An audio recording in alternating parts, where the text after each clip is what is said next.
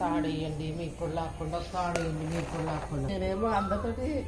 కలిసిపోతాను కదా బ్రాహ్మిన్స్ అనుకుంటాను వేసాను మరి తాడు కట్టలేదు ఇక చెట్టుకి కుల్లోళ్ళు అక్కడ కూడా కుల్లోళ్ళు ఉంటారు వచ్చి ఎంత ఎంత ఫస్ట్ ఫ్లోర్ వరకు వచ్చేసింది మా చెట్టు సగం నరికేస్తారు ఎలా నరికేస్తారు ఏమి అలగొప్పింది నాకు ఇచ్చిన మొక్కలు ఇరుగొట్టేస్తారు నిజంగా నాకు భలే అడిగితే కూడా డబ్బులు తీసుకొచ్చి